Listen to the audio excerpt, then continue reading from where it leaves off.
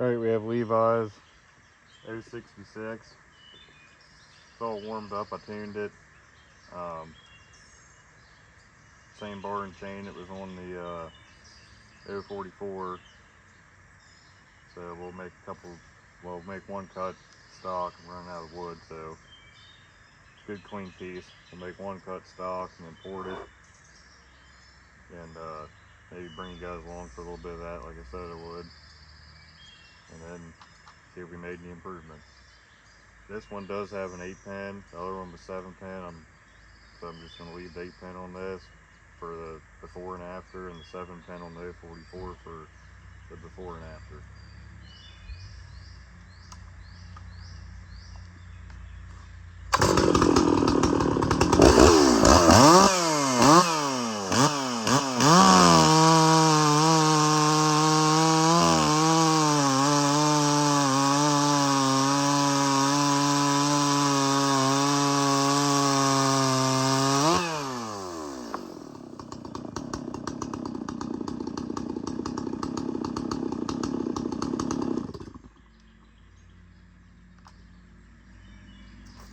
Alright, we'll get it ported and see what we do. Alright, I kind of dove into it, but bring you guys in.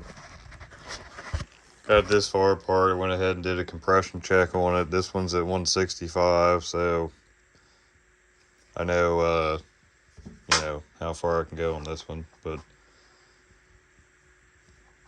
I mean, basically next step's take the cylinder off, recoil off. I'll go ahead and I do a slight timing advance on these. Then get it in the lathe, get the machine work done, then get it on there with the degree wheel and lay our ports out and start grinding. So I'll bring you guys back when we're setting up to do the band cut. Alright, we're over here at the lathe getting set up for the band cut. I found the easiest way is to stick, if you have a good mandrel that's, I mean, there's no wiggle in it, it's nice and, I mean, it's precise. I take my tailstock and I don't know if you can see how that doesn't line up. Well, so this needs to go up, the cylinder needs to go up, so you loosen this and then tighten that one, and that gets you close. And then what you do, I use these magnetic indicators. You always want to put it on your carriage. You know, you put your indicator on there and then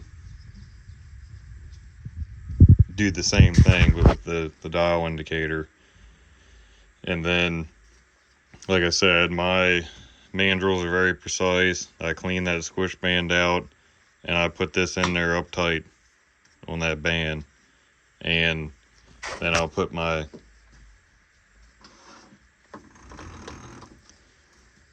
let me loosen this up.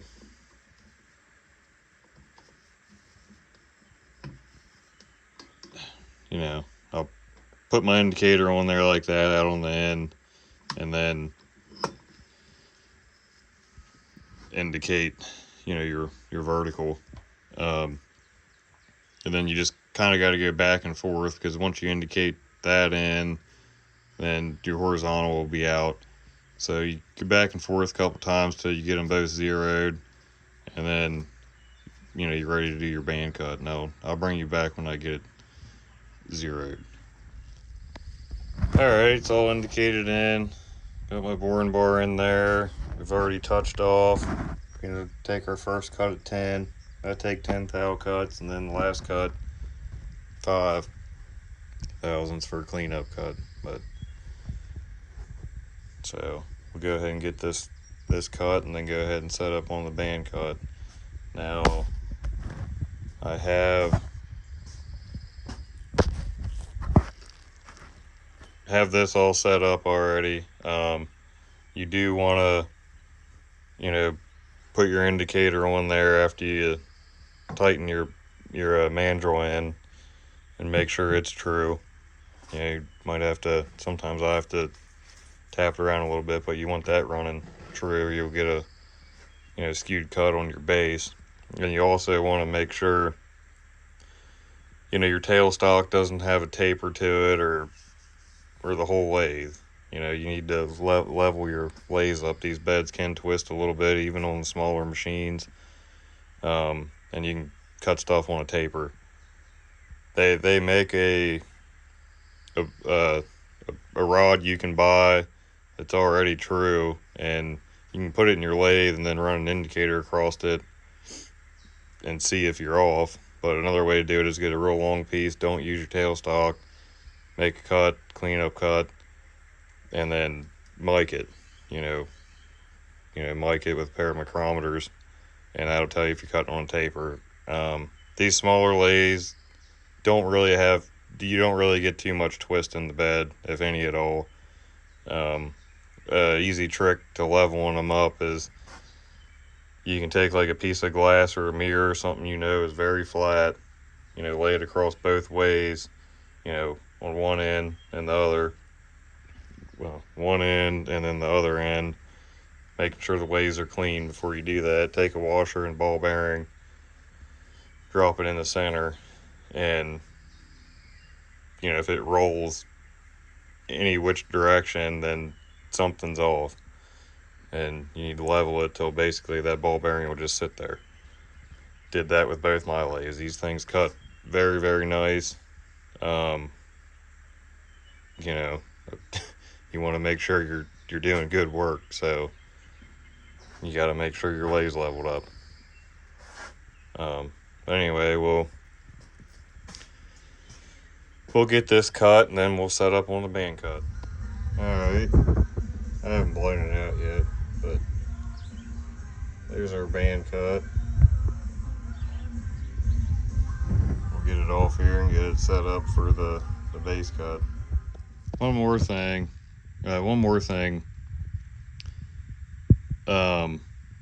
Another thing I do, I mean, you probably don't have to do it. That ring of death, they call it.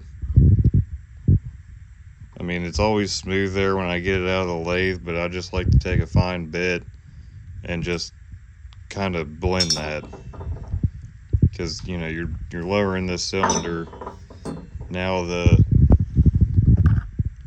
this part of your piston, the top of your piston is gonna now go up in there where there's no plating. So I just like to basically blend that, back into the plating, so there's not just a straight sharp line there.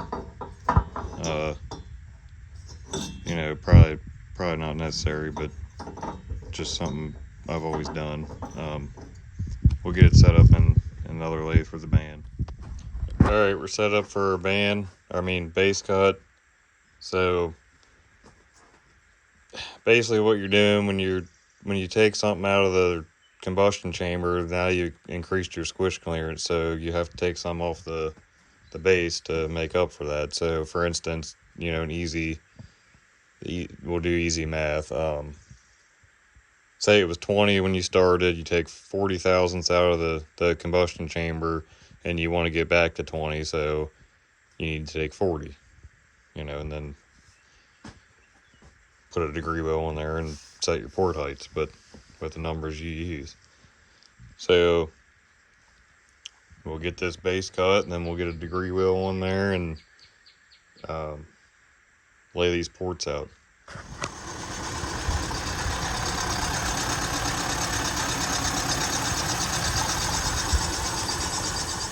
Okay, we have the base cut. We're gonna go ahead and check squish. So go ahead, before you do, just chamfer this a little bit, because that, it's a little jagged there where, you cut through the nickel seal. I mean, it's not jagged. I don't know how to say this. You just see those burrs. I mean, you want to get all that stuff off there and put another chamfer on there when you're checking your squish. I always get it close, like the base, leave about 5,000 so your target, and then check it. But yeah, you want to get all them burrs off because you put a little chamfer on there because you'll scratch the heck out of the piston trying to get it on there. So we'll go ahead and chamfer that, see where we're at. We're probably close, and take what I need to take for the final cut. See what I mean? You want to get that stuff off there. And then we'll lay our ports out. Alright, we have the cylinder bolted on there. We'll go ahead and check our squish. I use 40,000 solder.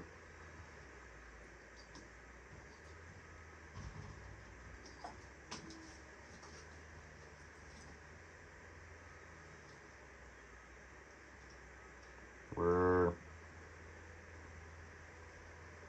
at 27 thousandths. I was shooting for 25. I'm not gonna complain about a couple thousandths. Work saw, I like to keep them pretty. Basically, if it lands anywhere between 25 and 30 on a work saw, that's perfect for me. Race saws you get tighter than 25, but we'll go ahead and check. 1, 2, 3, 4, all 4 corners just to be sure. But like I said, that's why I'm really meticulous about the machine work. I want that to be a nice even band and base. So next step will be laying our port heights out. Alright, our wheels on there zeroed out. The way I do it, I don't use templates or anything. Just drop a ring in the cylinder, push it in there a little bit, bring it down to about bottom dead center, slider on there, make sure your base gasket's on if you're using one. Now this saw we're going to go to 125, what we're setting our transfers at, and I don't know if you can see in there, but I mean they're right there already. These 066s have been they're all over the place. I mean, I've seen 4, 5, and 6 degrees between different years. So we're gonna leave that. And I guess we'll go ahead and stick her back on there and set our exhaust.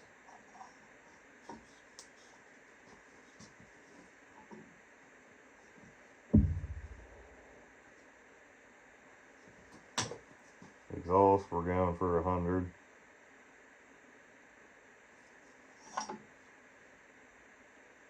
And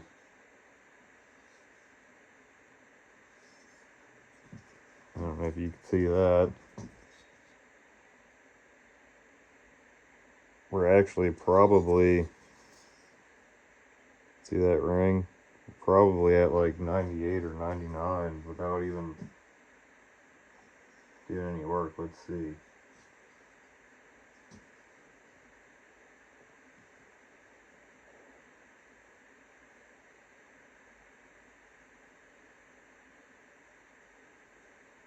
There's 99.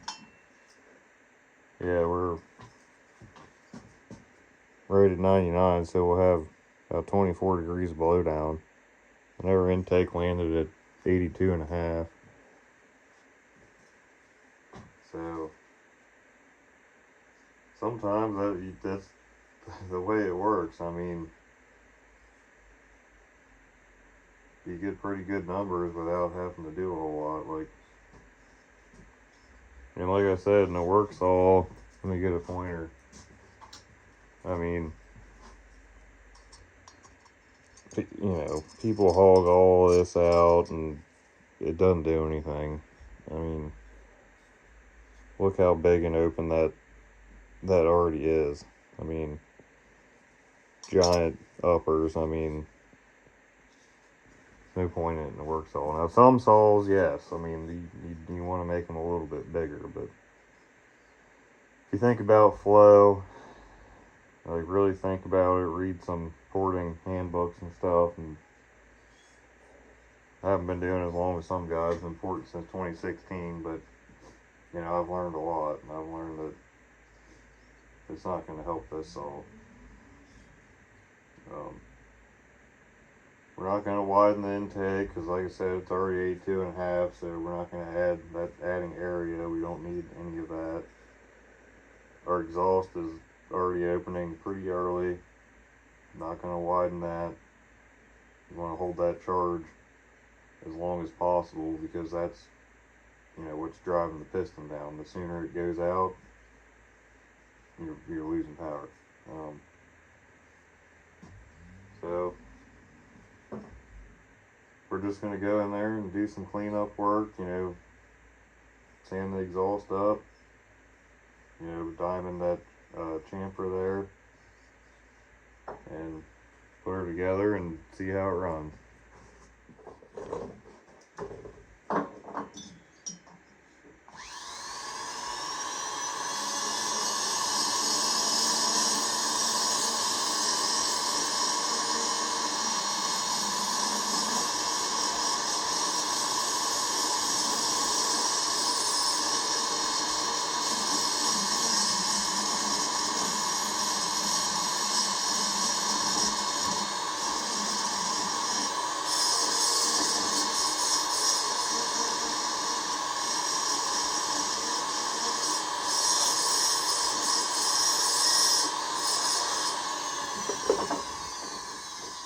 And I'll bring you guys in when we're done here, just doing some cleanup work. Okay, and our final step is I gently clamp it in the vise. Use this ball hone. Put the drill in one.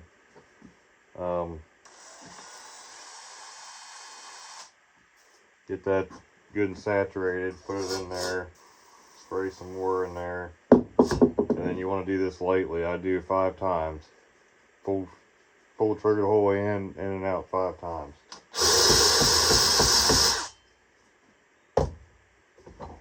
That's all you need.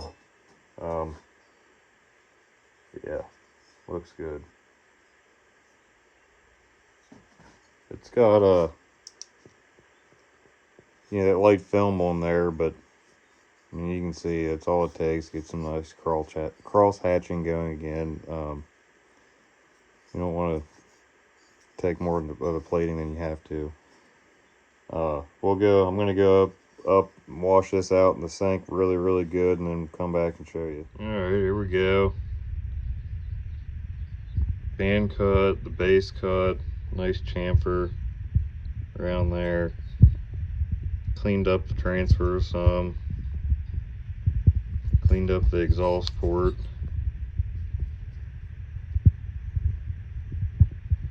So it's ready to bolt back on, and we'll see how she does.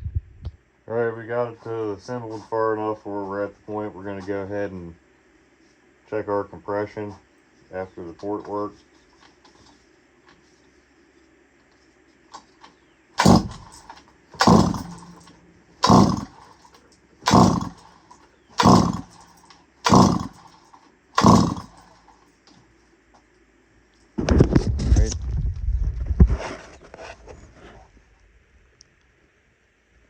About 199. Like I said, you want to keep them 200 or under, so hit that. So we'll go ahead and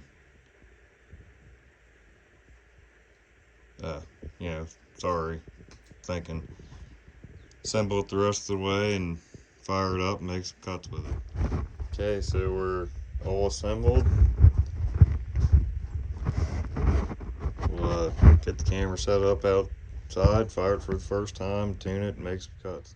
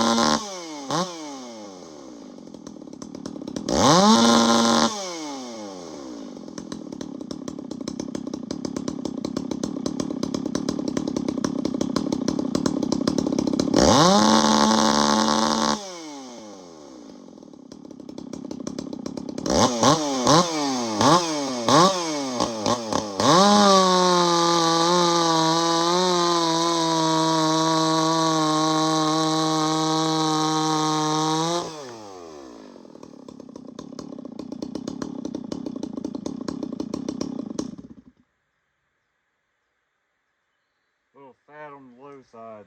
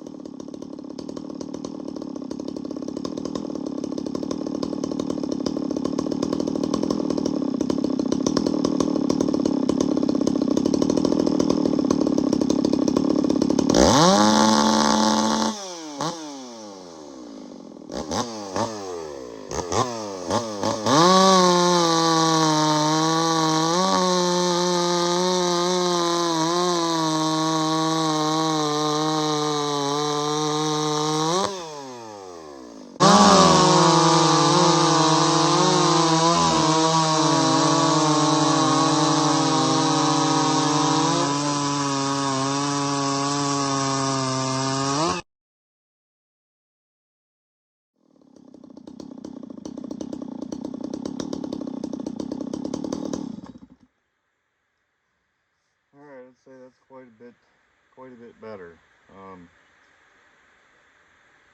See if Doug can get us a side-by-side video thrown in there, but I think it's faster through the whole piece than it was through the beginning of the video. So I think he'll be happy with it.